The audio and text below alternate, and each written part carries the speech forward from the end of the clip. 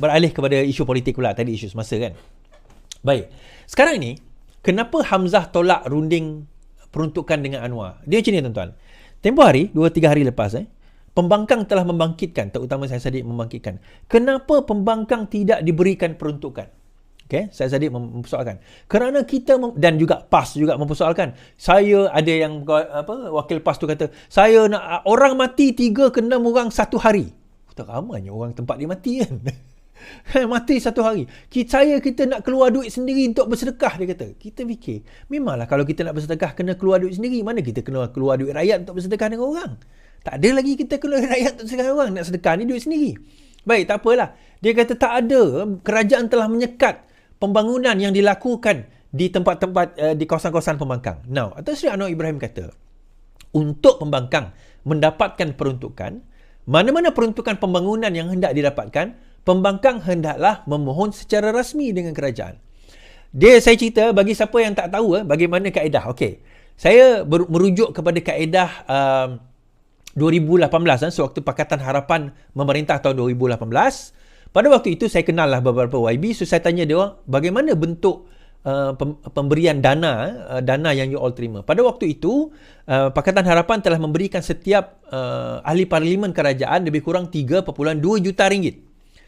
Daripada 3.2 juta ringgit itu yang dibelanjakan untuk office, bayar gaji budak-budak dia, I think lebih kurang beberapa ratus ribu macam itulah. Ada few hundred thousand untuk tujuan office. Okay, setahun ni bukan cerita sebulan. Kira setahun.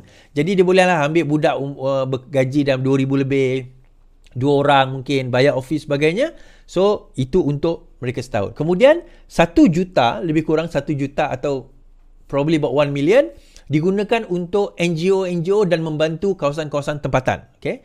Itu yang boleh digunakan. Tetapi bukanlah bagi NGO tu 1 juta. Dia akan bagi, ada limit. Maksimum satu NGO 20,000 satu tahun. Satu NGO. Tapi dia tak bagilah 20,000, dia bagi-bagilah. Kemudian balance dia lebih kurang dalam 1 juta lebih adalah untuk pembangunan. Nah, pembangunan ini tuan-tuan, bukannya pembangunan tu YB tu ada duit dalam akaun ni 1 juta, tak. 1 juta lebih itu diorang kena request dengan ICU. Apa itu ICU? Implementation and Coordination Unit. Di setiap negeri ini diorang kena minta. Tetapi dia ada maksimum yang dia boleh belanjakan. Total 1 juta lebih setahun. So contohnya kalau jalan berlubang dia boleh request. Jambatan tak siap dia boleh request. Jambatan yang kecil-kecil lah. Kita bukan cerita jambatan harga 1 juta tu, bukan. Yang benda yang kecil-kecil. Dan dia kena request masuk ke ICU. ICU akan hantar kepada pejabat daerah buka tender buka, baru akan hantar untuk nak submit. Untuk apa? Nak laksanakan projek tersebut. Now, apa yang berlaku adalah sekarang ini kita tak melalui proses itu untuk pembangkang, untuk kerajaan ada. Tetapi kerajaan sekarang tak dapat 3 juta. Saya sebut 3 juta ni zaman Pakatan Harapan tahun 2018. Sekarang ini 1 juta lebih saja. So daripada 1 juta lebih itu hanya 1 juta untuk pembangunan, yang balance tu untuk kerja office dan sebagainya. Tak ada untuk keraian tu tak ada. Untuk nak bagi NGO tu ada sikit. I think a few hundred thousand saja berbanding sebelum ini 1 juta. Disebabkan oleh keadaan ekonomi. Okay? Jadi pembangunan tu pun tak sampai 1 million sebenarnya. So untuk ahli parlimen kerajaan pun tak sampai 1 juta untuk pembangunan. Nah, untuk pembangkang pula dia tak dinyatakan spesifik macam itu. Dia tak ada allowance untuk office, dia tak ada. Untuk pekerja dia tak ada. Tetapi allowance ataupun projek pembangunan itu ada. Setiap ahli parlimen, sama ada di kerajaan atau pembangkang, mereka boleh request untuk pembangunan di tempat dia. Yang ini yang ada Datuk Seri Anwar Ibrahim kata, sampai sekarang saya minta ahli parlimen tak bagi apa benda yang you all nak untuk pembangunan. Kita baca. Kenapa Hamzah tolak rundingan peruntukan dengan Anwar? Tanya Puan. Ahli Majlis Tertinggi UMNO, Puan Zakarsya berkata, Hamzah Zainuddin menolak untuk berunding dengan Perdana Menteri Anwar Ibrahim berhubung peruntukan ahli Parlimen Pembangkang. Beliau berkata ahli Parlimen PN sepatutnya tanya Hamzah alasan beliau menolak untuk berunding. Perdana Menteri setuju bagi peruntukan setelah berunding dengan Hamzah selaku Ketua Pembangkang. Tetapi Hamzah menolak untuk berunding, katanya. Terdahulu Timbalan Perdana Menteri Fadilah Yusof mendedahkan ahli Parlimen Pembangkang tidak menghantar surat memohon peruntukan sehingga kini di sebalik pelawaan kerajaan. Semalam Anwar memidas ahli Parlimen Pembangkang menuntut peruntukan wakil rakyat.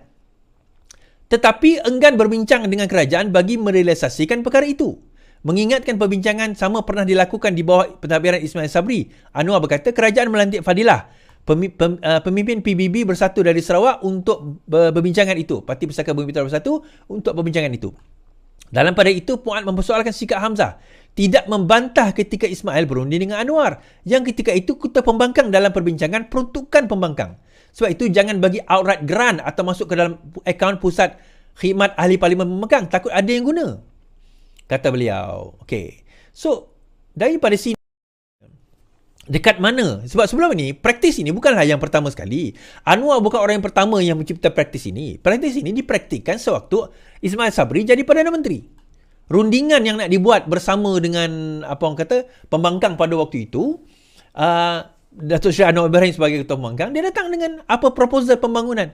Datang diberikan kepada kerajaan, kerajaan tengok dan kerajaan bangunkan. So proposal itu dia untuk bising sampai sekarang tak buat, tuan-tuan. Sampai sekarang mereka tak buat. Jadi akhirnya kalau nak dibangkitkan tentang siapa tak buat kerja, bagi saya kena dipersoalkan pembangkang kenapa mereka tak buat kerja. Itu yang kita kena persoalkan sekarang ini. Kenapa pembangkang tidak buat kerja? Kan? Itu yang kadang-kadang, tuan-tuan, dia duk bising. Saya pelik. Nak kata pelik tak juga pelik. Dia bising di dalam parlimen tu untuk mencipta persepsi. Pumpang, kerajaan tak adil, kerajaan zalim, tak membantu kita dan sebagainya. Tup-tup Fadilah kata, tak membantu? Yelah, tak bagi peruntukan pembangunan.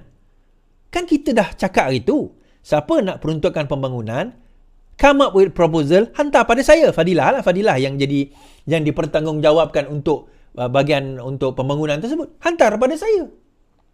Masalahnya, Fadilah kata, sampai sekarang, pembangkang seorang pun tak hantar lagi proposal untuk pembangunan. Lepas tu nak salahkan kerajaan. Fair tak fair?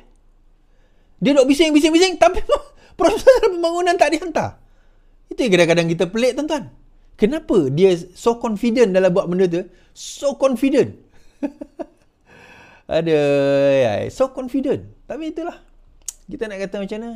Dah level dia orang macam tu, confident dia memang lebih. I cannot say anything. Alright.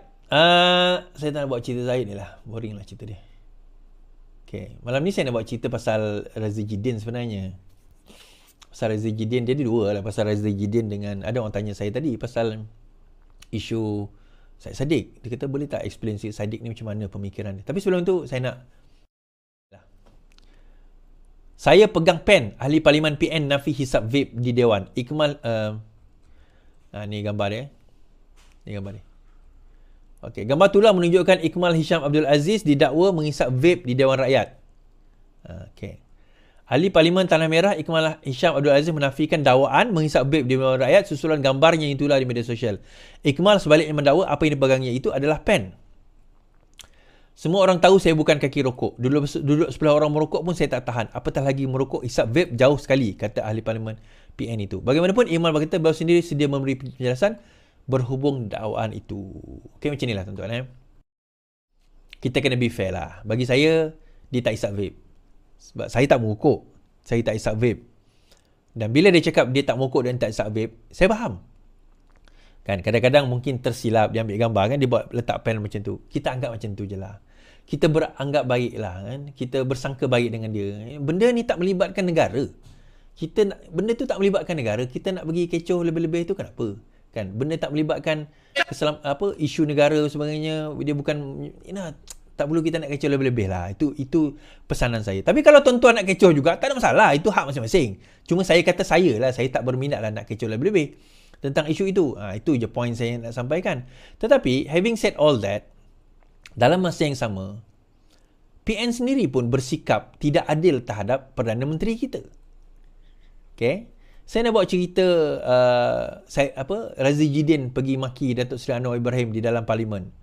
Okay? Malam semalam saya dah bawa, tapi hari ni saya bawa lagi cerita tersebut supaya kita tengok daripada segi hukum hududnya bagaimana.